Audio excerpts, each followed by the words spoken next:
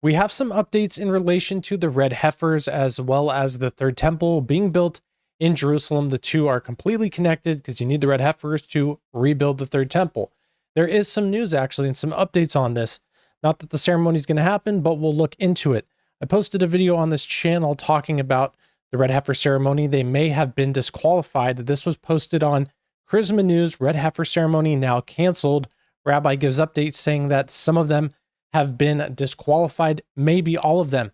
Honestly, I'm starting to wonder that maybe some of these news stories that are getting out are trying to set people off track or trying to just confuse the whole story so that, I don't know. I mean, one of the reasons that Hamas was invading Israel on October 7th, they said was because the red heifers came to Israel and they thought that they were going to take over Al-Aqsa Mosque. That was the chant of Hamas that was the reason. What they called the invasion on October 7th was go and conquer Al-Aqsa Mosque, of course, the Temple Mount.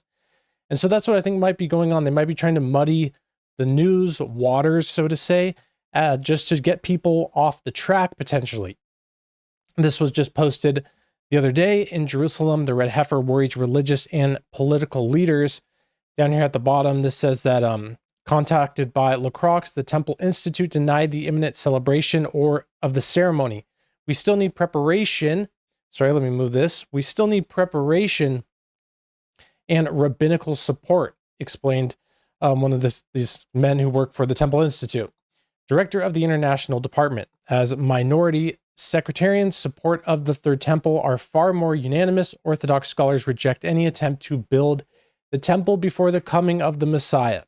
That's what some say. Many say that his coming will be initiated by it, or that when they start building it, it will set it in motion. And as we'll see, the Jewish people are widely believing it and believing for this to come. And it also sets the stage for them really to fulfill the Bible prophecies about the third temple and abomination of desolation, obviously, because that's the true prophecies.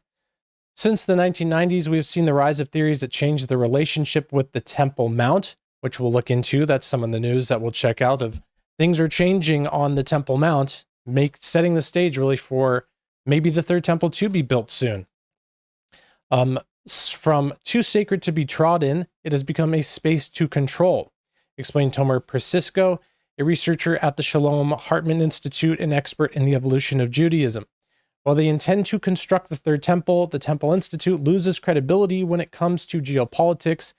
They simply demolish the Dome of the Rock, even if it means starting a war with Islam. The temple is a place of peace. We believe that its construction can be done without bloodshed, said Revian. We will find a peaceful solution. The red heifers still have time to grow. Now, here's where we see some of the update actually from February 2025 in relation to the red heifers. This is something I haven't heard people talking about. And this is definitely an update on which ones are still able to be used and what's going on there. So it says Byron Stinson, the man responsible for locating and transporting the rare cattle to Israel, recently provided Charisma News an important update addressing the concern. Out of the 5, 3 are still pure and could still be used for the ceremony. 2 have started growing a couple of whiter black hairs that disqualify them for the ceremony. They still are very good animals that could produce another red heifer. He says, rather than allowing the disqualified heifers to go to waste, Stinson reveals that the rabbis have already taken action to ensure the future availability of red heifers. So what we've done, he says, and you'll be only the second one to hear about this, is we've actually arranged for the cows to be inseminated with semen from the reddest bulls that we could find in the whole world. And so we now have those two re-inseminated. And of course, they could have a bull calf instead of a heifer calf. We know we won't know about that, but we're starting that process. So we're going to build a herd out of any that aren't used. It's only only one is needed for the ceremony. And so we're doing that just for future generations. So there's 1 out of the 5 are not good anymore. I guess 3 are still pure and could be used for the ceremony. And I think when they first got them, they had, I think, 7 or so, but now some of them are disqualified, but they're getting ready to breed even more. And again, they only need one. And so apparently they still have at least 3. This was posted by the Temple Institute, a peek at the red heifers in Shiloh at Passover. This was 2 weeks ago. And so this is where you kind of see that the waters of the news cycles here are being muddied, because some rabbis are saying the ceremony's canceled, none of them are good. And then we have people still visiting the location, and some of them are fine. So let's listen to what they had to say here. This was during Passover. Shalom, my name is Shlomo Deutsch from the Temple Institute, and here we are visiting one of the most exciting sites in Israel, the red heifers. The red heifers that were brought from Texas, the red English heifers, and it's a very exciting time to see all the people here on their Passover holiday. They're coming to visit and see the red heifers that were flown here from Texas. The red heifers are used to purify anyone with spiritual impurity. We're going to need these heifers when we want to come and start giving offerings again at the right time in the Holy Temple in Jerusalem, maybe soon nowadays. So that's what they're waiting for. That's what they're being used for. And obviously, there's people going and visiting these. I don't know if the public can just go, or if this is people who have connections to this place. I know some influencers or people in the media have gone and recorded videos at the site, but apparently they're turning this into a tourist destination where you can go visit the cows. Again, I find that a little hard to personally believe that they're offering such access to these cows when, I mean, it's been thousands of years since they've done the ceremony, and they need this to purify themselves, the temple, and they really believe in this, the Jewish people. So for them to just say, well, here they are, even though we were attacked because of this, and they're sitting in this location, which could be hit by, planned to be hit by a missile or something like that. Personally, I find it a little hard to believe that one of them that was disqualified was not, secretly, ceremonially used. But I don't know. No one knows. What we do know is that the Jewish people are continuing to expect the Messiah, their Messiah. They don't believe in Jesus.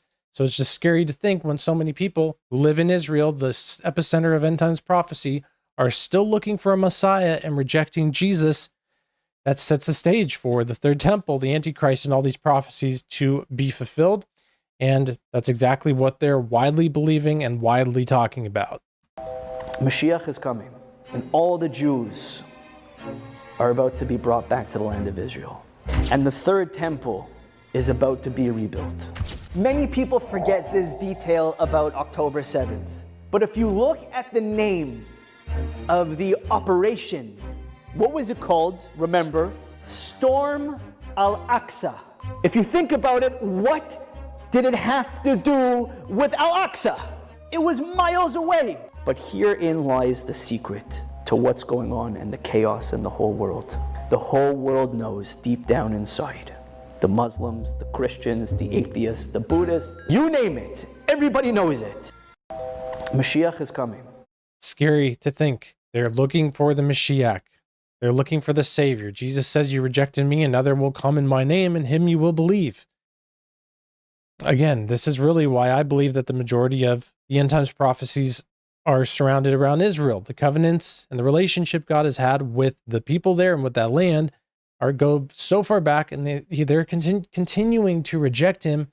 So it only makes sense that the Great Tribulation surrounds Jerusalem, which it does clearly in Bible prophecy. What would be the reason for that? In my opinion, that's the continued rejection of the true Mashiach, Jesus Christ. Here's some more of just the Jewish beliefs that are being said in relation to the third temple. The third temple is not just a building. It is a switch, a fuse, a circuit that closes, that then causes that infinite godly revelation to come into the world. Even that description that I just gave doesn't give it justice. But we should understand that it's a gorgeous and beautiful building, but it's infinitely beyond that. It is a physical place on earth that houses the infinite revelation of God. It causes the highest godly revelations to be channeled in and to radiate throughout the world. So the whole consciousness of the world is shifted and transformed when there's a temple built. And now it is our job to yearn for this, to long for this, and to improve our ways and to serve God And by us doing that, we build the temple and we accelerate the redemption. It's also scary to hear how they're explaining how the world will change. That's one of the scariest aspects of it as well. The Temple Institute been doing everything they can for years to build the third temple and move things in that direction. Also say the same thing, and they go out and interview people in the streets in Israel. What do you think when Mashiach comes, or what do you think about the Messiah coming? I think he'll bring peace. All the religions of the world will come to Jerusalem, will come to the temple and worship there.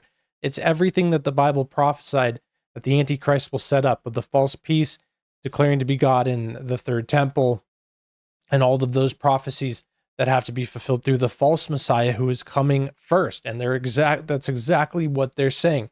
Exactly what the Bible prophesies will take place is exactly what they're saying they think will happen when the third temple is built, or when the Mashiach, the next one that they're expecting, is revealed. So pretty frightening stuff for sure to see.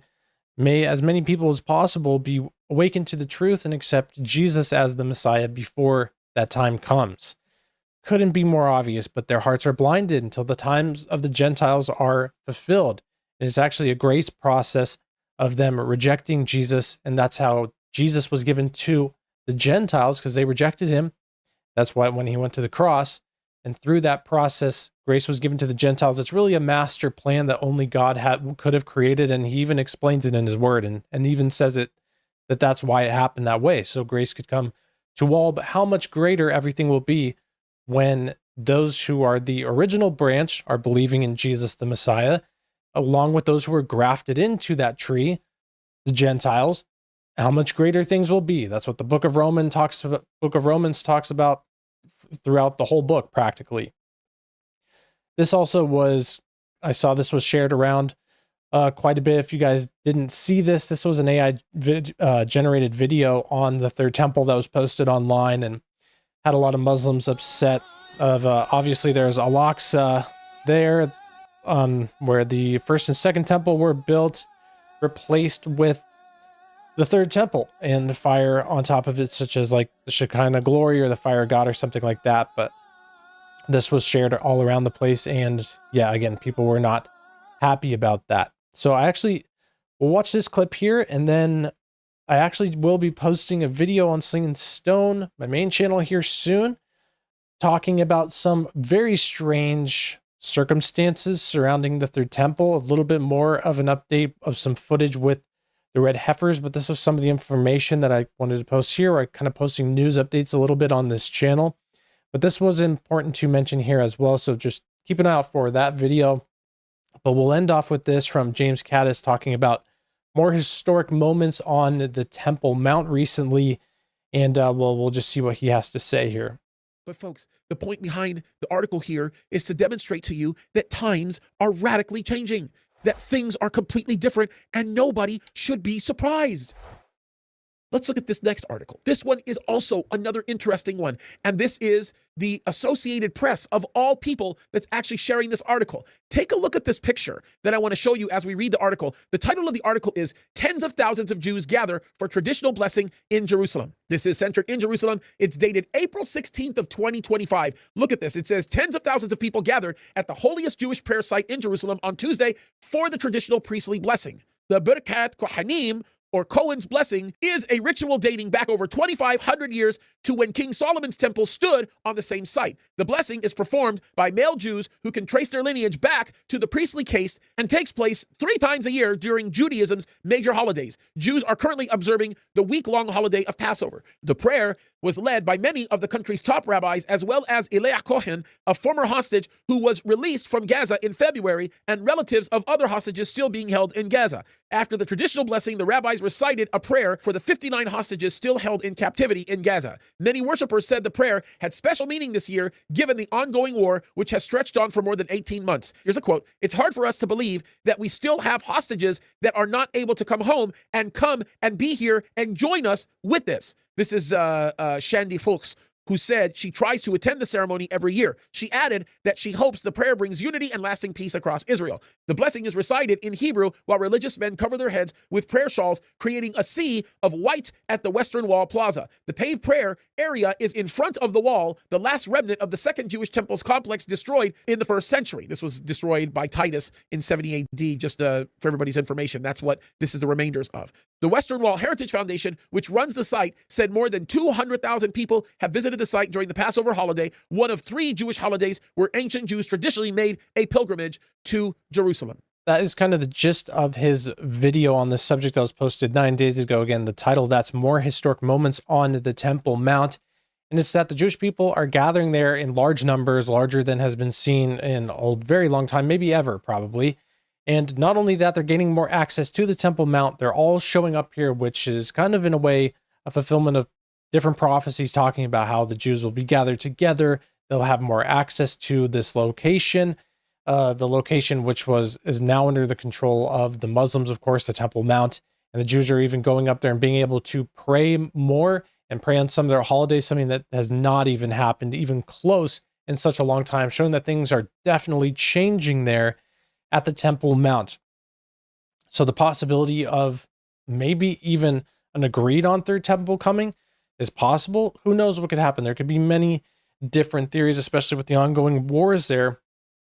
Something could happen, and if it was destroyed, or with just the fact that Israel is constantly at war anyway, they just may take it back one day, which is one reason why Hamas again invaded for the storm of Al-Aqsa on October 7th, was to keep control of it because they thought the red heifers would initiate the Jews to take over the Temple Mount. So there's a lot of stuff happening in the world.